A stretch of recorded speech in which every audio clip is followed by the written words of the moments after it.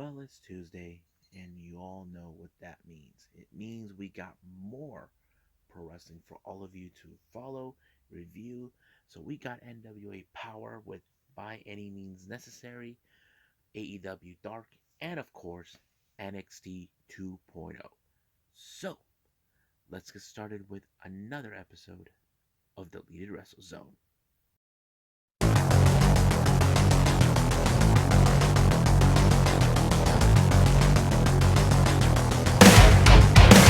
Are you ready? Get up, get up! Get up, get up! Get up, get up! Get up, get up! Get up, get up! Get up, get up!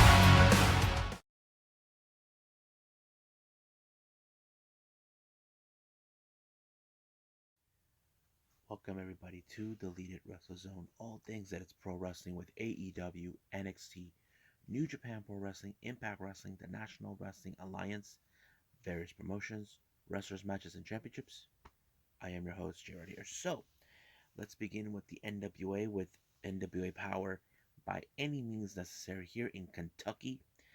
The opening match started out with a no disqualification match between the former NWA World Heavyweight Champion Tim Storm and newcomer named Jaden Roller, who's been known as the Heartthrob. He viciously attacked him out of the blue, but this is a no disqualification match. Basically, anything goes. But of course, you hear Austin Idol thinks that Tim Storm has cheated by using certain things that he's not supposed to. But we all know that's not how. That's Tim Storm's dilemma, where he knows has that anything goes, but he thinks he cannot violate the rules. But however, it was Tim Storm that picked up the victory by pinning Jaden, and it was all over from there. Now, our next match is for the NWA World Women's Championship between challenger Kenzie Page and Camille. I have to say, the match was pretty good. It showed how what Kenzie Page can do in the ring. I know we have seen her many times over on NWA and also on AEW Dark, but seeing her what she can do, it kind of surprised me. I mean, but as you know, there was no way Camille was going to drop the title to her until we find a much suitable opponent that would challenge her for the title. However, Camille did pin her when she hit the spear, and it was 1, 2, 3. But as soon as the match was over, her knight in shiny armor and his new best friend Chris Adonis showed up, celebrating her birthday. But however, it was interrupted by, of course, Nick Aldis and Trevor Murdoch. This match was great, but at some point, um, the referee made the call to tell Camille to go to the back. It kind of removed her out of the equation for quite some time. But of course, Camille showed up, got involved on many occasions. But her involvement cost the match due to the fact that she speared Chris Adonis, allowing for Trevor Murdoch to pick up the victory.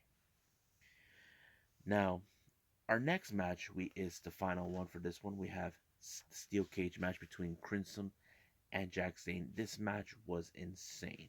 Basically, Jack Stane was trying to be smart enough to attack him right in the entrance of the ring, but didn't work. He was attacked from behind by Crimson.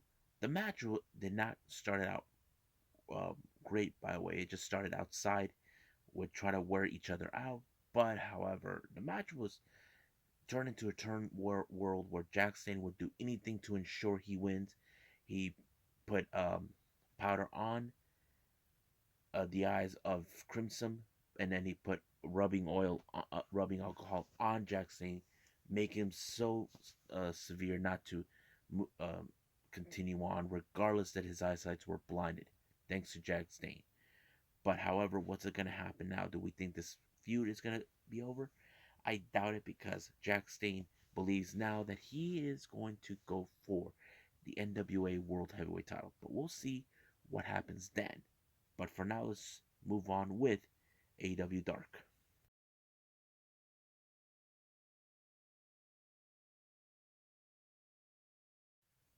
Alrighty, so let's go with AEW Dark.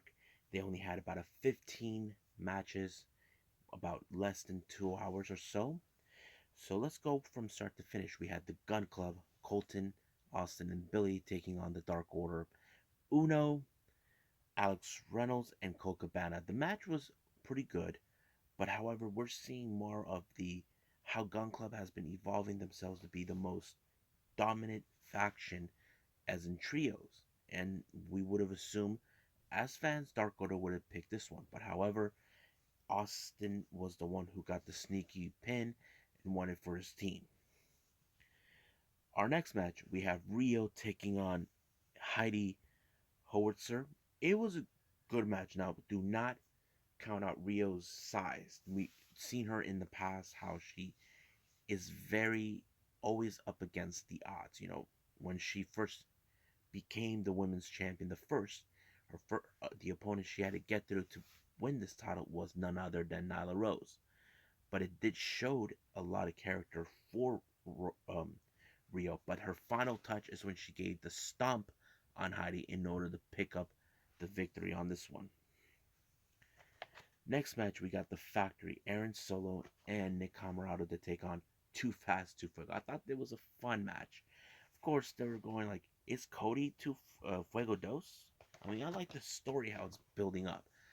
But however, it was the Tornado DDT that allowed for Fuego to pin Aaron Solo, and that was pretty much it from there. Now, we all know what's going to happen this Saturday. We got members of the Inner Circle, Sammy Guevara and Jake Hager, taking on Luke Langley and Coco Lane. This was a very small match. However, it was Sammy who picked up the victory. But however, they were attacked by Men of the Year until Santana and Ortiz showed up to give them the helping hand they need. So as we all know what's going to happen this coming Sunday. Next up, we got Best Friends, Wheeler Yuta, Chuck Taylor, and Orange Cassidy taking on uh, Darian Benston and Davey Vega, Cameron Jones. It was okay match, but however, it was Chuck Taylor that allowed to put what's his name, Darian Bankston out of action. But when he tagged Orange to ensure he can do the punch, he saw he wasn't moving, so he took the moment to pick up the victory. But however, Davey Vega did not take that lightly until Orange actually gave him a punch right there. Next up, we got Dante Martin taking on Frankie Kazarian. Now, this is a very interesting match because it tells a story how Dante is trying to do what he can to please Leo, but however, Leo would do anything to ensure Dante wins by having himself get involved in the matches, even though he did not, even Dante did not see it, but that's how it happened. Next up, we got Emi Sakura, Jamie Hayter, and Rebel taking on Ryo Mizunami, Chris Statlander, and Thunder Rosa. Now, Thunder Rosa is set to face Jamie Hayter in the quarterfinal rounds in the TBS tournament. And of course, it's going to be interesting. However, it was Thunder Rosa that put Rebel in the Fire Thunder driver to allow her to pick up the victory. But however, the beatdown began on both Rosa, Rio, and Chris until Ruby Soho showed up to give them the helping hand. She almost clobbered Chris, but she managed to stop it in time. As you know, they'll be facing each other in the quarterfinals in the tournament. Next up, we got 2.0, Matt Lee, Jeff Parker taking on Lee Moriarty and Matt Sydal. Now, we can agree Matt Sydal and Lee Moriarty are not an established tag team, but with time we can see maybe they can establish themselves. Basically, for Lee Moriarty, he sees Dante's loss to side with Leo Rush was his gain. And I think it showed a lot of character for Lee Moriarty, who is now under the tutelage of Matt Sydal. But it was Matt who picked up the victory for his team. But of course, Leo Rush is not that impressed. But we'll see what that happens for the upcoming match. Next up, we got the former the AEW Women's Champion Nyla Rose taking on Tootie Lynn, who's a native of St. Louis since their show was there. You can immediately guess that she put her in the Beast Bomb, and that kind of fits into the properly. Next up, we got Warhorse taking on Andrade El Idolo. Andrade, he plays dirty, and he always wins his matches to play dirty, just like someone we know. We all know who I'm talking about, but that's how it goes. Next up, we got Team Taz, Powerhouse Hobbs, and Ricky Starks taking on Dark Order 5 and 10. Now, this was also another interesting match because we see how Team Taz are trying to establish themselves as a dominant team. And basically we know Hook get himself involved, but not this time. They were um, they were able to pick up the victory when they pinned Allen Five Angels, and that was it from there. Next up, we got Tay Conti with Anna Jay taking on Miranda Gordy. Now, those who don't know, her father was a member of the Fabulous Freebirds, and now she's also part of the new version of the Freebirds known as the Fabulous Freebabes. So it's great to see Miranda. I haven't seen her since the NWA Powerrr.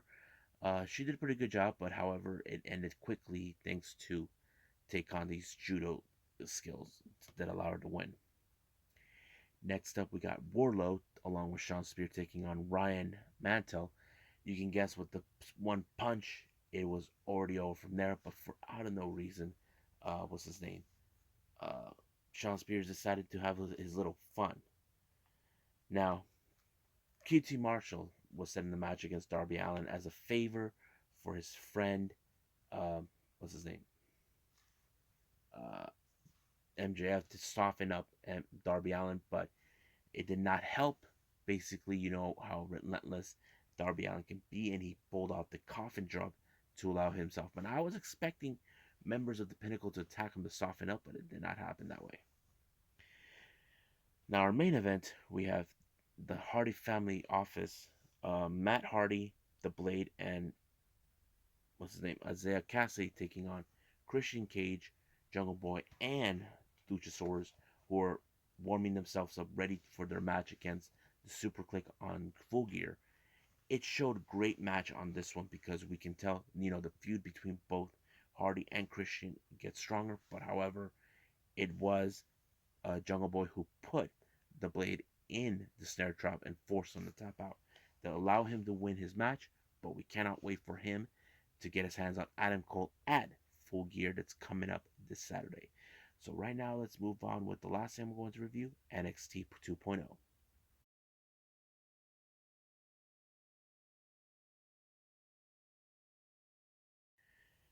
Okay, so our last thing we're going to review is NXT 2.0.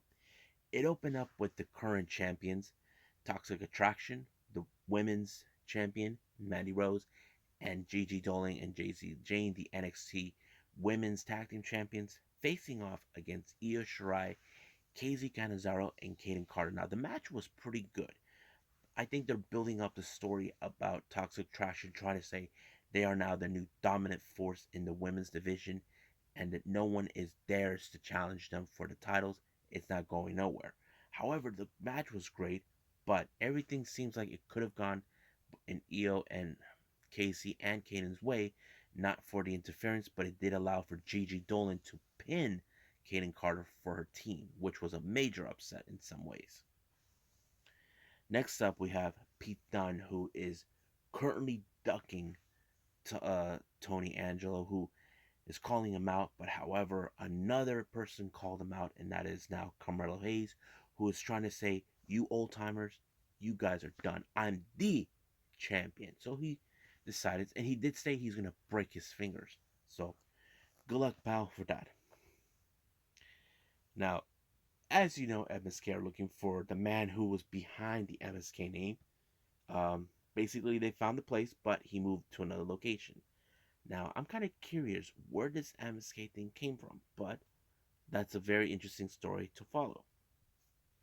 Now, as you know, Toxic Attraction leader Mandy Rose should be worried about the forever champion Kaylee Ray. We know that her mission is to, in some ways, to establish herself to challenge for the NXT Women's Championship, but at the moment she has to face against the Warrior of the Sun, Saray. I have to say it was a good match, but however, the match ended with the Forever Champion the winning it. It showed how she's trying to prove herself that she is well deserving to be in NXT.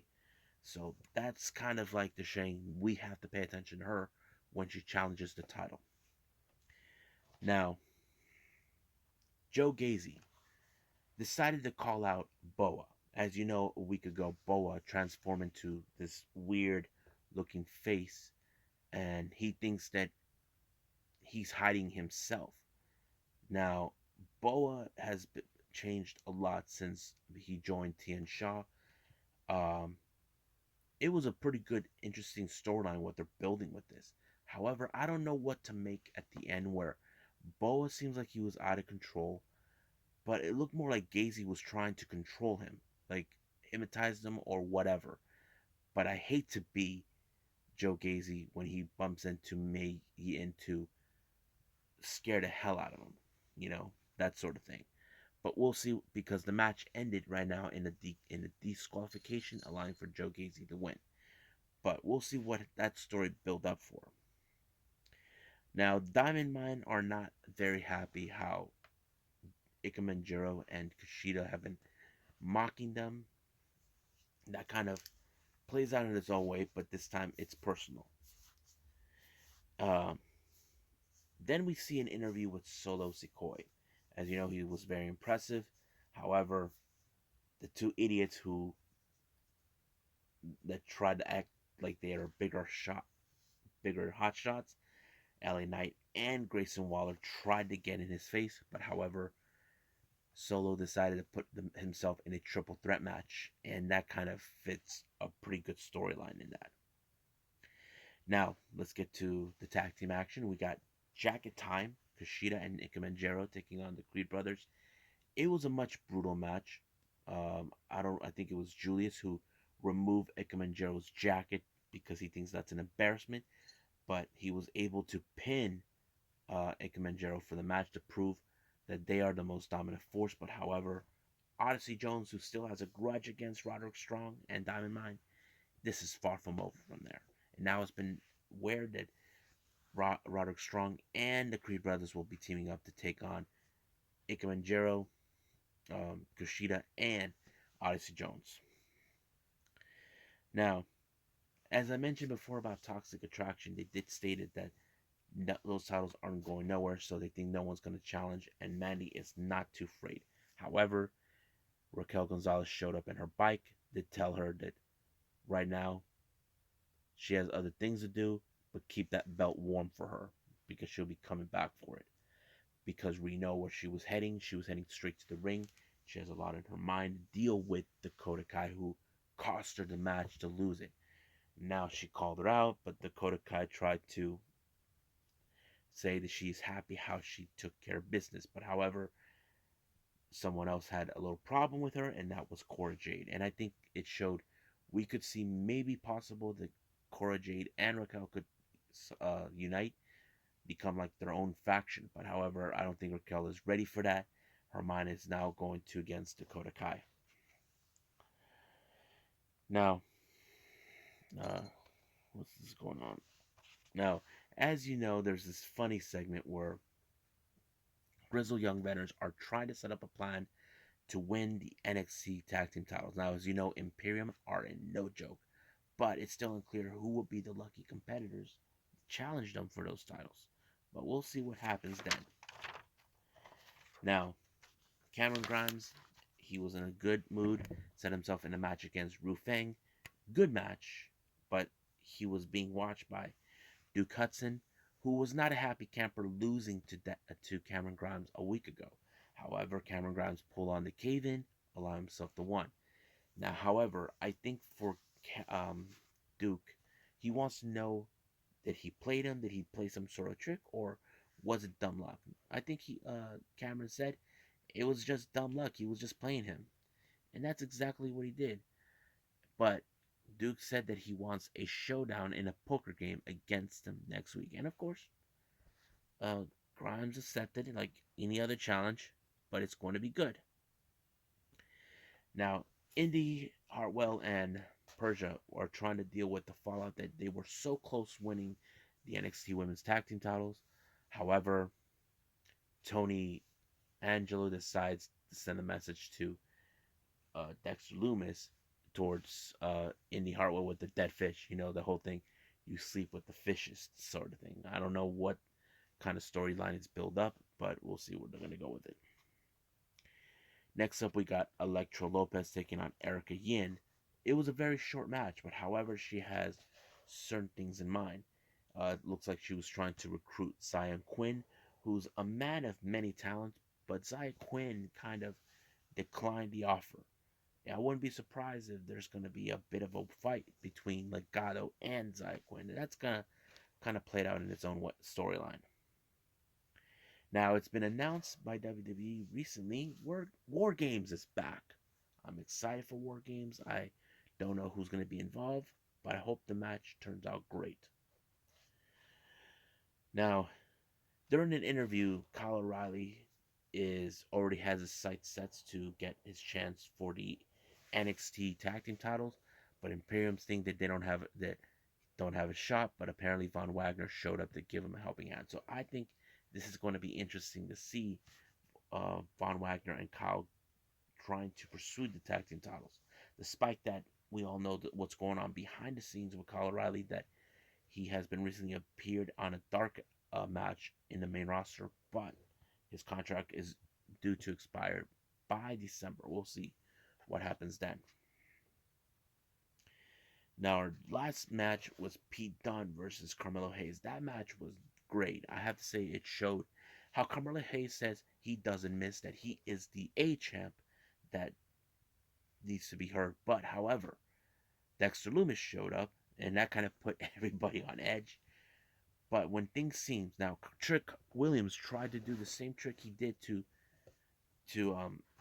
Pete Dunne, but however, it did not work for Pete Dunne. But apparently, Trick Williams got his butt handed to him by Dexter Loomis, and of course, it did allow for a mysterious hand to show up to give them the helping hand to give Eddie Pete Dunne the win, and that person was none other than Johnny Gargano. And Pete Dunne did it when he pulled off the fairy tale ending on Carmelo Hayes, and of course, we could see a title match implications between both Carmelo Hayes and Pete Dunne for the North American title, and that is something we definitely could see down the line. But for now, we're just waiting to see if there's going to be any announcements regarding that title match. So I think that's it for now. Well, I hope you guys enjoy this episode. Coming up, we got to move with the main event being the interim title for the Super Asia between Chon Shido, the champion, and Yano Mizumori. This is going to be great, and there's another match or two taking place. However, we possibly do have MLW um, Fusion Alpha. Hopefully, that's the case. And of course, we cannot forget Dynamite. But I'm also going to review a past event by DDT Pro Wrestling that took place on the 26th of June, the Castle Hot Springs Street, which is a very unique match that we definitely got to review. But for now, I'll see you guys in the next DWZ time, same DWZ channel. I must bid all of you adieu. So goodbye. Mwah. And have a nice day. Bang.